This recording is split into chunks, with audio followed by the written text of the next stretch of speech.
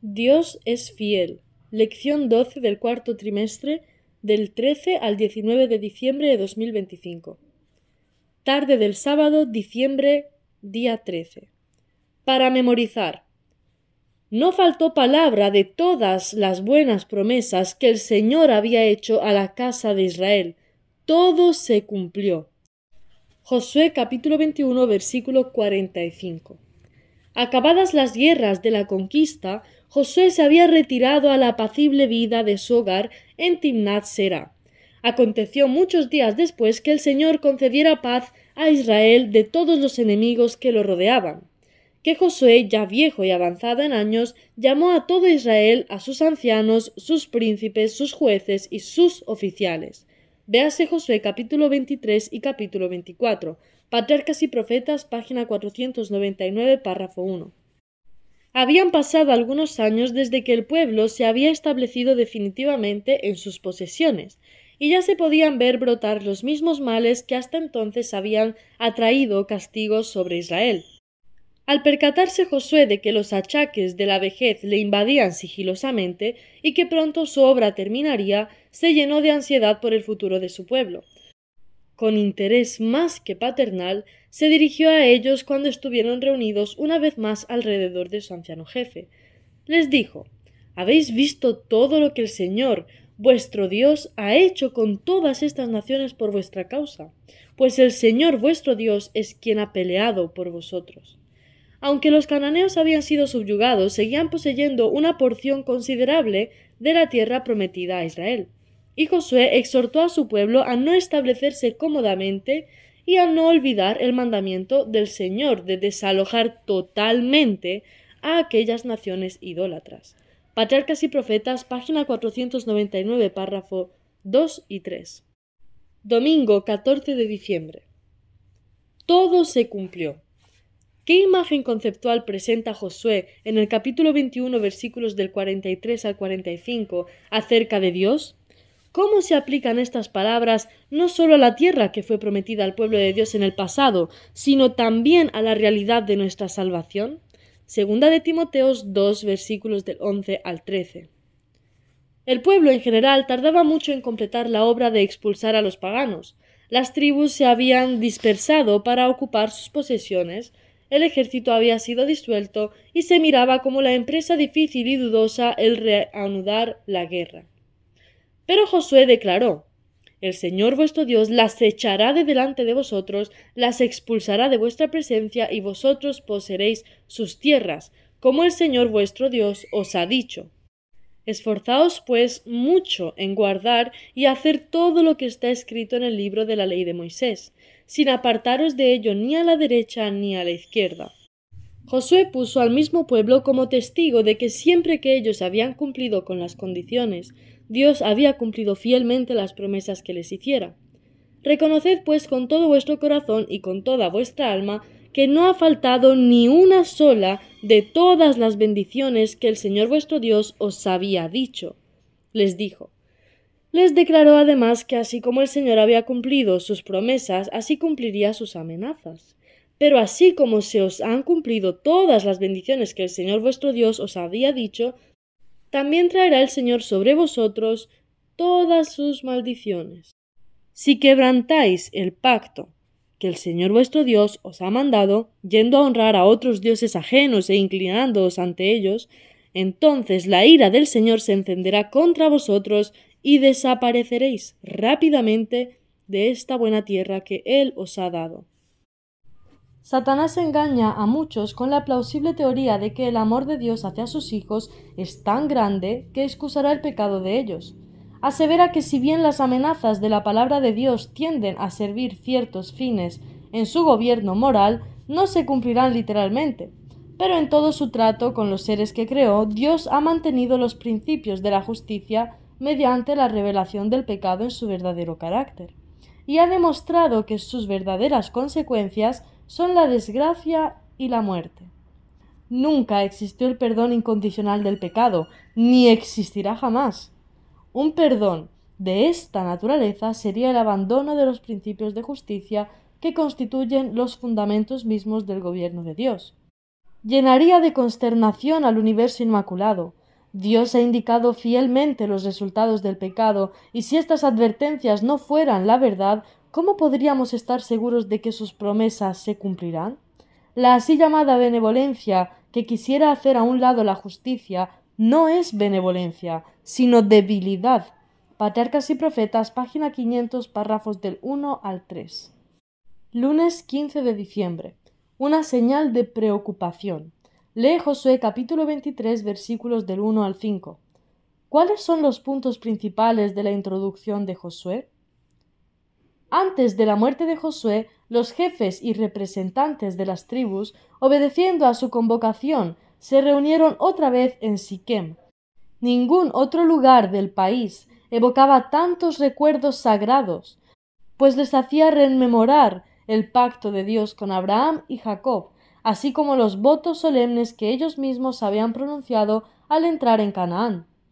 Allí estaban los montes Ebal y Gerizim, testigos silenciosos de aquellos votos que ahora venían a renovar en presencia de su jefe moribundo. Por todas partes había evidencias de lo que Dios había hecho por ellos, de cómo les había dado una tierra por la cual no habían tenido que trabajar, ciudades que no habían edificado, viñedos y olivares que ellos no habían plantado. Josué repasó nuevamente la historia de Israel y relató las obras maravillosas de Dios para que todos comprendieran su amor y misericordia, y le sirvieran con integridad y en verdad. Por indicación de Josué se había traído el arca de Silo. Era una ocasión muy solemne y este símbolo de la presencia de Dios iba a profundizar la impresión que él deseaba hacer sobre el pueblo. Después de exponer la bondad de Dios hacia Israel, los invitó en el nombre del Señor a que decidieran a quién querían servir. El culto de los ídolos seguía practicándose hasta cierto punto, en secreto, y Josué trató ahora de inducirlos a hacer una decisión que desterrara este pecado de Israel. Y si mal os parece servir al Señor, dijo él, escogeos hoy a quien sirváis. Josué deseaba lograr que sirvieran a Dios, no a la fuerza, sino voluntariamente. El amor a Dios es el fundamento mismo de la religión. De nada valdría dedicarse a su servicio meramente por la esperanza del galardón o por el temor al castigo. Una franca apostasía no ofendería más a Dios que la hipocresía y un culto de mero formalismo. El anciano jefe exhortó a los israelitas a que consideraran en todos sus aspectos lo que les había expuesto y a que decidieran si realmente querían vivir como vivían las naciones idólatras y degradadas que habitaban alrededor de ellos. Si les parecía mal servir al Señor, fuente de todo poder y de toda bendición, podían en ese día escoger a quién querían servir, a los dioses a quienes sirvieron vuestros padres, de los que Abraham fue llamado a apartarse, o a los dioses de los amorreos en cuya tierra habitáis. Patriarcas y Profetas, página 501, párrafos 2, 3 y 4. Estas últimas palabras eran una severa reprensión para Israel. Los dioses de los amorreos no habían podido proteger a sus adoradores. A causa de sus pecados abominables y degradantes, aquella nación impía había sido destruida, y a la buena tierra que una vez poseyera había sido dada al pueblo de Dios. Qué insensatez sería la de Israel si escogiera las divinidades por cuyo culto habían sido destruidos los amorreos. Que yo y mi casa, dijo Josué, serviremos al Señor. El mismo santo celo que inspiraba el corazón del jefe se comunicó al pueblo. Sus exhortaciones le arrancaron esta respuesta espontánea. Nunca tal acontezca que dejemos al Señor para servir a otros dioses. Patriarcas y Profetas, página 502, párrafos 1 y 2. ¿Qué similitudes existen entre la manera en que los israelitas conquistaron Canaán bajo el liderazgo de Josué y la forma en que los cristianos pueden vivir hoy una vida espiritual victoriosa? Lee Josué capítulo 23, versículo 10, Colosenses capítulo 2, versículo 15, Segunda de Corintios capítulo 10, versículos del 3 al 5 y Efesios capítulo 6, versículos del 11 al 18. El que decida entrar en el reino espiritual descubrirá que todos los poderes y las pasiones de una naturaleza sin regenerar, sostenidos por las fuerzas del reino de las tinieblas, se despliegan contra él. El egoísmo y el orgullo resistirán todo lo que revelaría su pecaminosidad. No podemos por nosotros mismos vencer los deseos y hábitos malos que luchan por el dominio. No podemos vencer al enemigo poderoso que nos retiene cautivos. Únicamente Dios puede darnos la victoria. Él desea que disfrutemos del dominio sobre nosotros mismos, sobre nuestra propia voluntad y costumbres, pero no puede obrar en nosotros sin nuestro consentimiento y cooperación. El Espíritu Divino obra por las facultades y los poderes otorgados a los hombres. Nuestras energías han de cooperar con Dios. Discurso Maestro de Jesucristo, página 119, párrafo 4. No se gana la victoria sin mucha oración ferviente, sin humillar el yo a cada paso. Nuestra voluntad no ha de verse forzada a cooperar con los agentes divinos. Debe someterse de buen grado, aunque fuera posible que Él nos impusiera la influencia del Espíritu de Dios con una intensidad 100 veces mayor. Eso no nos haría necesariamente cristianos, personas listas para el cielo. No se destruiría el baluarte de Satanás. La voluntad debe colocarse de parte de la voluntad de Dios. Por nosotros mismos no podemos someter a la voluntad de Dios nuestros propósitos, deseos e inclinaciones. Pero si estamos dispuestos a someter nuestra voluntad a la suya, Dios cumplirá la tarea por nosotros. Aun refutando argumentos y toda altivez que se levanta contra el conocimiento de Dios y llevando cautivo todo pensamiento a la obediencia de Cristo. Entonces nos ocuparemos de nuestra salvación, con temor y temblor, porque Dios producirá en nosotros así el querer como el hacer por su buena voluntad. El Discurso Maestro de Jesucristo, página 120, párrafo 1. Martes 16 de diciembre.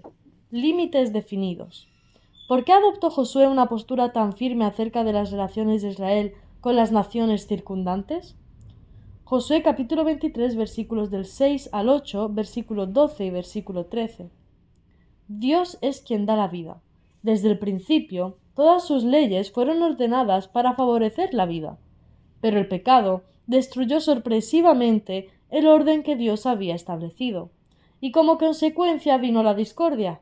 Mientras exista el pecado, los sufrimientos y la muerte serán inevitables, únicamente porque el Redentor llevó en nuestro lugar la maldición del pecado.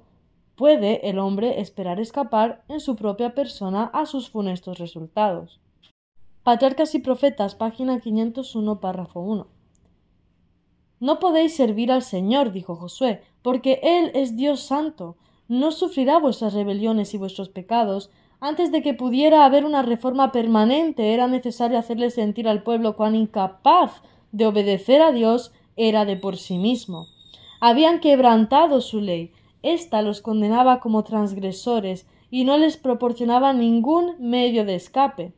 Mientras confiaran en su propia fuerza y justicia, les era imposible lograr perdón de sus pecados. No podían satisfacer las exigencias de la perfecta ley de Dios, y en vano se comprometían a servir a Dios. Sólo por la fe en Cristo podían alcanzar el perdón de sus pecados y recibir fuerza para obedecer la ley de Dios. Debían dejar de depender de sus propios esfuerzos para salvarse, debían confiar por completo en el poder de los méritos del Salvador prometido, si querían ser aceptados por Dios. Patriarcas y Profetas, página 502, párrafo 3. Josué trató de hacer que sus oyentes pesaran muy bien sus palabras y que desistieran de hacer votos para cuyo cumplimiento no estaban preparados. Con profundo fervor repitieron esta declaración: no sino que al Señor serviremos, consintiendo solemnemente en atestiguar contra sí mismos que habían escogido al Señor. Una vez más reiteraron su promesa de lealtad. Al Señor vuestro Dios le serviremos y a su voz obedeceremos. Patriarcas y Profetas, página 502, párrafo 4. Miércoles 17 de diciembre. La ira del Señor. ¿Cómo debemos interpretar las descripciones de la ira de Dios y su justicia retributiva en Josué? Josué capítulo 23, versículos 15 y 16. ¿Y en otras partes de las Escrituras? Ver también Números capítulo 11, versículo 33, Segunda de Crónicas capítulo 36, versículo 16, Apocalipsis 14, versículos 10, 19 y el capítulo 15 con el versículo 1. El pueblo de Israel había hecho su elección. Señalando a Jesús, habían dicho: «Quita a éste y suéltanos a Barrabás». Barrabás, el ladrón y homicida, era representante de Satanás. Cristo era el representante de Dios. Cristo había sido rechazado, Barrabás había sido elegido. Iban a tener a Barrabás. Al hacer su elección aceptaban al que desde el principio es mentiroso y homicida. Satanás era su dirigente. Como nación iban a cumplir sus dictados. Iban a hacer sus obras, tendrían que soportar su gobierno. El pueblo que eligió a Barrabás en lugar de Cristo iba a sentir la crueldad de Barrabás mientras durase el tiempo. Mirando al herido Cordero de Dios, los judíos habían clamado: «Su sangre sea sobre nosotros y sobre nuestros hijos». Este espantoso clamor ascendió al trono de Dios. Esa sentencia que pronunciaron sobre sí mismos fue escrita en el cielo. Esa oración fue oída. La sangre del Hijo de Dios fue como una maldición perpetua sobre sus hijos y los hijos de sus hijos. Esto se cumplió en forma espantosa en la destrucción de Jerusalén y durante 18 siglos en la condición de la nación judía, que fue como un sarmiento cortado de la vid, una rama muerta y estéril destinada a ser juntada y quemada, de país a país a través del mundo, del siglo a siglo, muertos en delitos y pecados. Deseado de todas las gentes, página 688, párrafos 2, 3 y 4. Terriblemente se habrá de cumplir esta oración en el gran día del juicio. Cuando Cristo vuelva a la tierra, los hombres no le verán como preso rodeado por una turba, le verán como Rey del cielo. Cristo volverá en su gloria, en la gloria de su Padre y en la gloria de los santos ángeles. Miríadas y miríadas y miles de ángeles, hermosos y triunfantes hijos de Dios que poseen una belleza y gloria superiores a todo lo que conocemos, les escoltarán en su regreso. Entonces se sentará sobre el trono de su gloria y delante de él se congregarán todas las naciones. Entonces todo ojo le verá, y también los que le traspasaron. En lugar de una corona de espinas llevará una corona de gloria, una corona dentro de otra corona. En lugar de aquel viejo manto de grana llevará un vestido del blanco más puro, tanto que ningún lavador en la tierra los puede hacer tan blancos. Según Marcos capítulo 9, versículo 3. Y en su vestidura y en su muslo estará escrito un nombre: Rey de Reyes y Señor de Señores. Apocalipsis 19, versículo 16. Los que le escarnecieron e hirieron estarán allí. Los sacerdotes y príncipes contemplarán de nuevo la escena del pretorio. Cada circunstancia se les presentará como escrita en letras de fuego. Entonces los que pidieron «su sangre sea sobre nosotros y sobre nuestros hijos» recibirán la respuesta a su oración. Entonces el mundo entero conocerá y entenderá. Los pobres, débiles y finitos seres humanos comprenderán contra quién y contra qué estuvieron guerreando. Con terrible agonía y horror clamarán a las montañas y a las rocas: «Caed sobre nosotros y escondednos de la cara de aquel que está sentado sobre el trono y de la ira del Cordero, porque el gran día de su ira es venido, ¿y quién podrá estar firme?». Deseado de todas las gentes, página 688, párrafo 5. Jueves 18 de diciembre. Aférrate a Dios.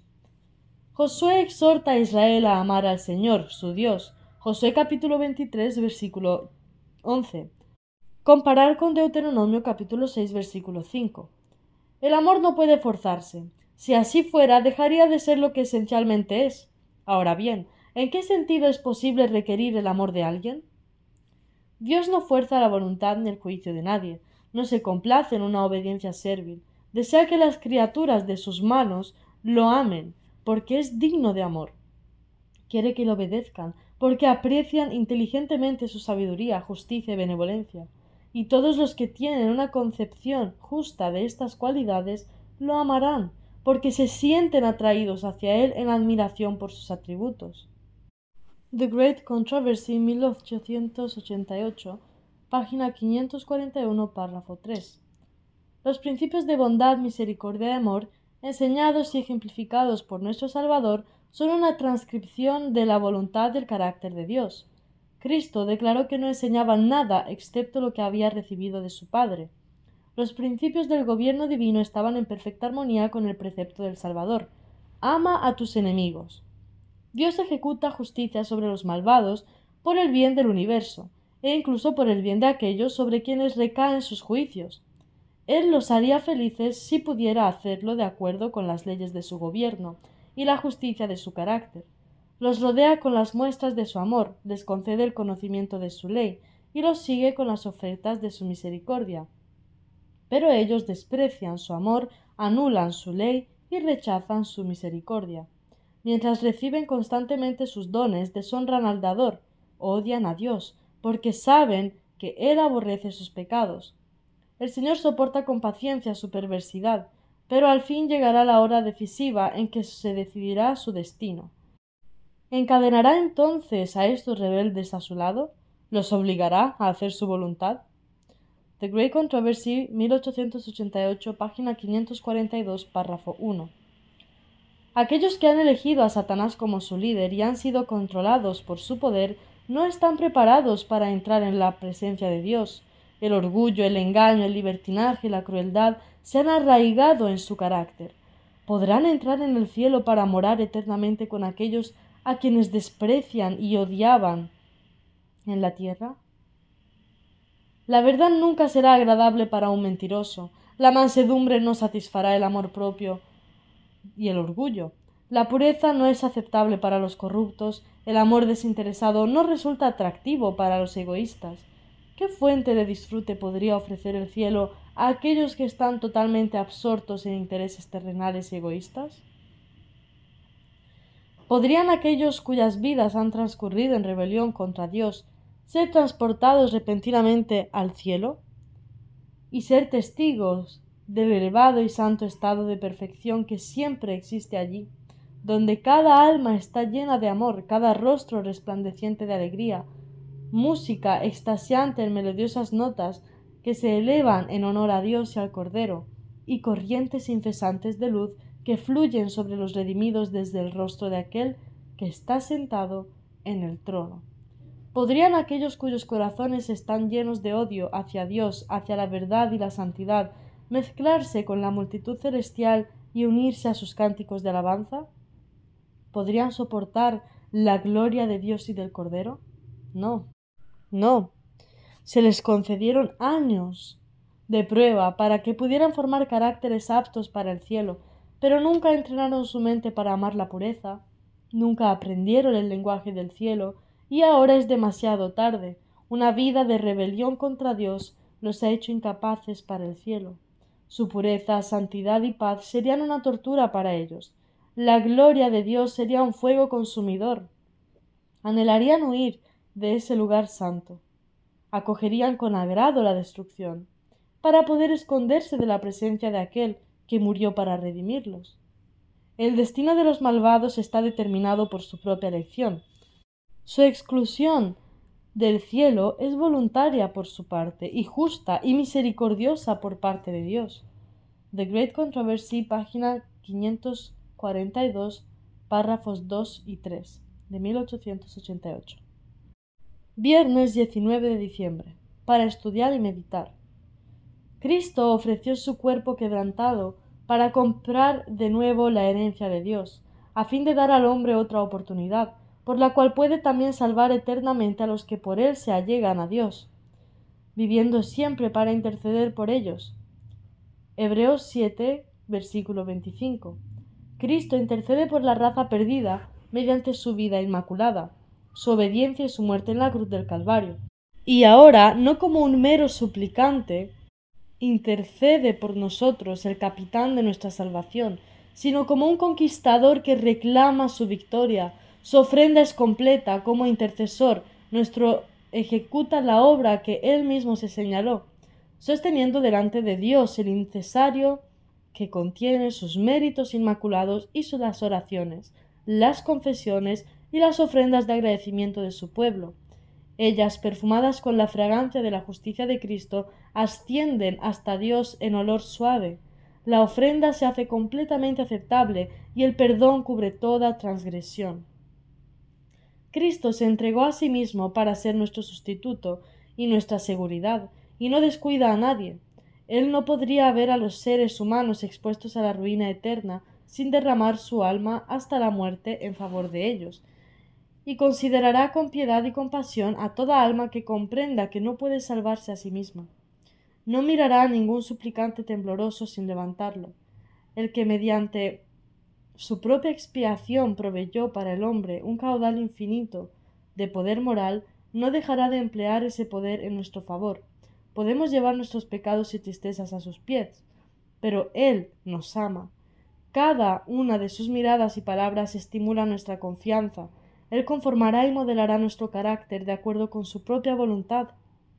Palabras de vida del Gran Maestro, página 121, párrafos 1 y 2.